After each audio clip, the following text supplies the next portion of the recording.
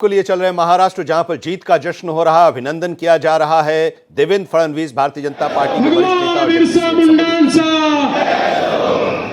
आजच्या आपल्या या विजयी सभेमध्ये मंचावर उपस्थित असलेले आपले यशस्वी प्रदेश अध्यक्ष चंद्रशेखर बावनकुळेजी, राष्ट्रीय महामंत्री विनोद तावडेजी, माननीय पीयूष गोयलजी, पंकजाताई मुंडे, नुकतेच या ठिकाणी पोहोचलेले रामदास आठवलेजी, त्याचप्रमाणे पिरिपाचे कवाडेजी, मंचावर उपस्थित भारतीय जनता पक्षाचे सर्व ज्येष्ठ नेते, या विजयाकरता ज्यांनी अक्षरशः आपल्या रक्ताचं पाणी केलं, ते माझ्या सर्व कार्यकर्ता बंधूंनो आणि तेवढ्याच महत्वाच्या लाडक्या बहिणींनो, आपल्या सर्वांकरता आजचा दिवस अभूतपूर्व आहे. महाराष्ट्राने पुन्हा एकदा देशाचे प्रधानमंत्री माननीय नरेंद्र मोदीजींवरच विश्वास दाखवलाय. महाराष्ट्राने दाखवून दिलं की आम्ही मोदीजींच्या पाठीशी आहोत आणि महायुतीला भरभरून मतं आज महाराष्ट्राने दिलेली आहेत. आणि म्हणून महाराष्ट्राच्या जनतेचे मनापासून आभार मानतो. या जनतेसमोर आम्ही नतमस्तक आहोत. या जनतेला आम्ही साष्टांग दंडवत या ठिकाणी घालतो, ज्या जनतेने हा विजय आम्हाला दिलाय. खऱ्या अर्थानं आमच्या माननीय मोदीजींच्या नेतृत्वात आम्ही महाराष्ट्रामध्ये ही लढाई सुरू केली. ज्यावेळी लोकसभेच्या निवडणुकीमध्ये फेक नरेटिव्ह या महाराष्ट्रात प्रभावी ठरला आणि आम्ही आवश्यक त्या जागा निवडून आणू शकलो नाही. आमच्या मनामध्ये दुःख होतं की देश मोदीजींसोबत चाललाय, पण आम्ही चुकलो. महाराष्ट्राला आम्ही नेऊ शकलो नाही. फेक नरेटिव्हचं उत्तर आम्ही देऊ शकलो नाही. आणि म्हणून निर्धार केला भारतीय जनता पार्टीच्या कार्यकर्त्यांनी, पदाधिकाऱ्यांनी, महायुतीच्या घटकांनी की आता थांबायचं नाही. फेक नरेटिव्हला थेट नरेटिव्हने उत्तर द्यायचं आणि ते उत्तर आपण देऊन दाखवलं. मी या निमित्ताने आमच्या सगळ्या राष्ट्रीय विचारांच्या ज्या संघटना आहेत, राष्ट्रवादाने ओतप्रोत ज्या संघटना आहेत, या राज्य करतायत. त्यामुळे या ठिकाणी आपल्याला एकत्रित व्हावंच लागेल. हा संदेश मोदीजींनी जनाजनापर्यंत पोहोचवला आणि मोदीजींचा संदेश घेऊन सगळ्या समाजाचे लोक एकत्रित आले आणि सगळ्यांनी मिळून निर्णय घेतला, एक है तो सेफ है. आणि हे सगळे ज्यावेळेस मतपेटीकडे गेले, त्यांचं त्या ठिकाणी बोट हे महायुतीकडेच गेलं, कारण त्यांना माहिती होतं महायुती है तो सेफ है, एक है तो सेफ है. मोदीजींच्या संदेशाचा कमाल हा महाराष्ट्रामध्ये आपल्याला पाहायला मिळाला. एवढंच नाही तर या ठिकाणी ज्या प्रकारचं तुष्टीकरण करण्याचा प्रयत्न चालला होता, कधी वोट जिहादचे नारे दिले जायचे, कधी त्या ठिकाणी वेगळ्या पद्धतीनं एका विशिष्ट समाजाला एकत्रित करून त्याच्या माध्यमातून आम्ही निवडणुका जिंकू, अशा प्रकारची वल्गना केली जायची. त्याच्या विरोधात मी आभार मानतो. हा महाराष्ट्र संतांचा महाराष्ट्र आहे. या महाराष्ट्रामध्ये एक मोठी परंपरा आहे, वारकरी पंथाची, महानुभाव पंथाची, वेगवेगळ्या पंथांच्या वेगवेगळ्या परंपरा या ठिकाणी आहेत.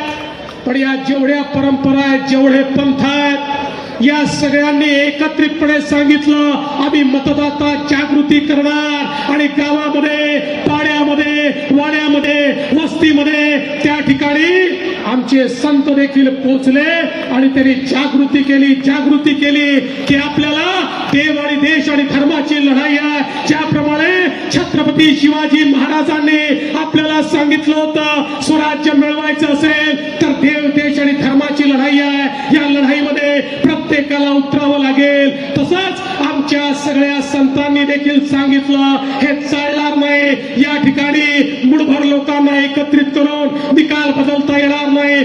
जो आमची संस्कृती, जो आमचं या ठिकाणी खऱ्या अर्थानं स्वत्व टिकवेल अशांच्या पाठीमागे जावं लागेल. आणि मला अतिशय आनंद आहे संतांनी आवाज दिला आणि महाराष्ट्राने ओ सांगितलं आणि महाराष्ट्र पाठीमागे आला. आपण म्हणायचो देश चला संतों के साथ, अब होगी ताकत से बात. हे आज महाराष्ट्राने दाखवून दिलं आणि सर्वांना या ठिकाणी आम्ही एकत्रित केलं. विशेषतः ज्या प्रकारे आमच्या अनुसूचित जाती आणि अनुसूचित जमातीच्या समाजाला मोठ्या प्रमाणात संविधानाची भीती दाखवण्यात आली होती. संविधान बदलणार, आरक्षण जाणार, त्यांना देखील हे लक्षात आलं या देशामध्ये भारतरत्न डॉक्टर बाबासाहेब आंबेडकरांचं संविधान संपूर्ण देशात लागू करणारा कोणी एक नेता असेल तर त्याचं नाव नरेंद्र मोदी आहे.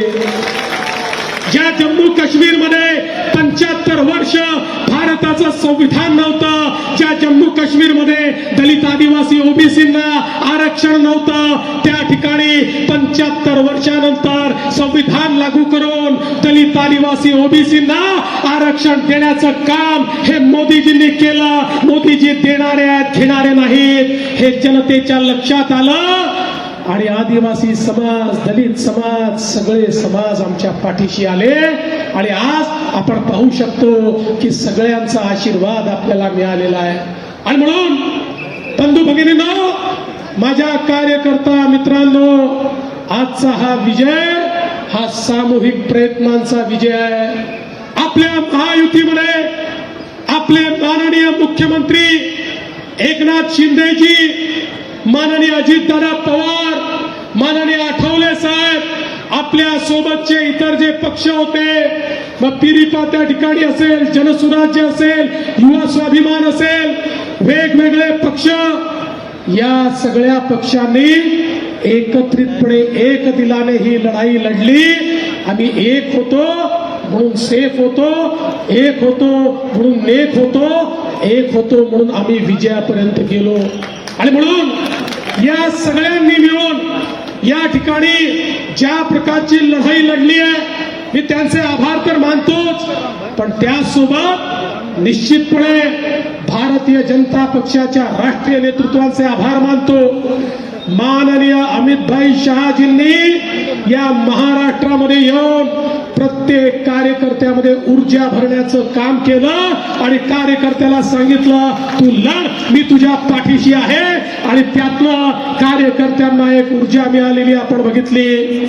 माननीय नड्डाजी असतील, माननीय राजनाथ सिंहजी असतील, माननीय गडकरी साहेब असतील, या सगळ्यांनी ज्या प्रकारे या महाराष्ट्रामध्ये आपल्याला एक प्रकारे आशीर्वाद दिला, मदत केली. आणि एवढंच नाही तर खऱ्या अर्थानं उत्तर प्रदेशचे मुख्यमंत्री माननीय योगीजी असतील, माननीय शिवराज सिंग चौहानजी असतील, आमचे वेगवेगळे मुख्यमंत्री असतील किंवा अगदी आंध्र प्रदेशचे उपमुख्यमंत्री पवन कल्याणजी असतील, या सगळ्यांनी ज्या प्रकारची मदत आम्हाला केली, आमचे इथले प्रभारी भूपेंद्र यादवजी, अश्विनी वैष्णवजी, आमचे पियुष गोयलजी, विनोद तावडेजी, संपूर्ण केंद्रीय नेतृत्व हे ताकदीने आमच्या पाठीशी उभं होतं. आणि सगळ्यात महत्वाचं, भारतीय जनता पक्षाने संकुचित विचार केला नाही. आमचे सगळे प्रवासी कार्यकर्ते देखील केवळ भाजपच्या जागांवर काम करत नव्हते, तर आमच्या मित्र पक्षांच्या जागावरही तेवढ्याच ताकदीनं आम्ही काम केलं. कारण ती शिवसेना ही आमची आणि ती राष्ट्रवादी आमची होती आणि आमची आठवले गटही आमचा होता. त्यामुळे हे सगळं समजून त्यांच्या जागांवर भारतीय जनता पार्टी पूर्णपणे सक्रिय होती आणि म्हणून हा विजय. आमचे प्रदेशाचे अध्यक्ष बावनकुळे साहेब आणि प्रदेशातली कोर कमिटी, या कोर कमिटीने सर्व निर्णय एकमताने घेतले. ही कोर कमिटी भक्कमपणे या ठिकाणी पक्षाच्या पाठीशी उभी होती आणि म्हणून खऱ्या अर्थानं हा विजय आपल्याला मिळवला. हा विजय भारतीय जनता पक्षाच्या एकजुटीचा विजय आहे, हा आमच्या टीमचा विजय आहे, या टीमने केलेलं हे काम आहे, या टीमने मिळवलेला विजय आहे. आज आमचे अनेक जे साथी आहेत ते वेगवेगळ्या मतदारसंघामध्ये आहेत. पंकजाताई पोहोचले आहेत पण बरेच लोक पोहोचू शकलेले नाहीत. त्यामुळे जे पोहोचले नाही आहेत त्यांच्याही सगळ्यांचे या ठिकाणून मी आभार मानतो. आणि लवकरच ज्यावेळी पुन्हा एकदा महायुतीचं सरकार स्थापन होईल त्यावेळी आपल्या सर्वांना या ठिकाणी यायचंच आहे. त्याचं अग्रिम निमंत्रण हे आपल्याला निश्चितपणे देतो.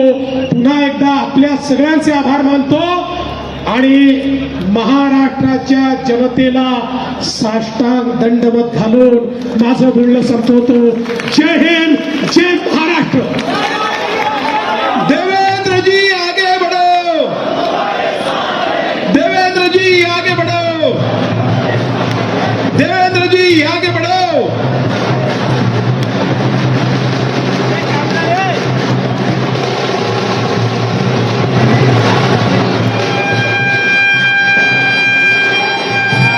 जय श्री राम, जय श्री राम.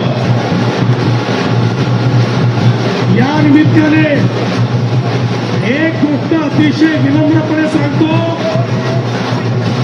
या अभूतपूर्व यशामुळे आमची जबाबदारी वाढलेली आहे.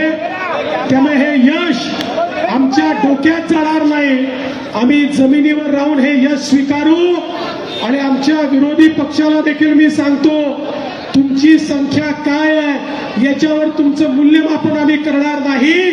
तुम्ही ज्या वेळी महाराष्ट्राच्या हिताचा विषय आमच्याकडे आणाल आम्ही सगळे त्या विषयावर तुमच्या सोबत असू, तुमच्याशी एकमत करू आणि या महाराष्ट्राला पुढे नेण्याचा प्रयत्न करू.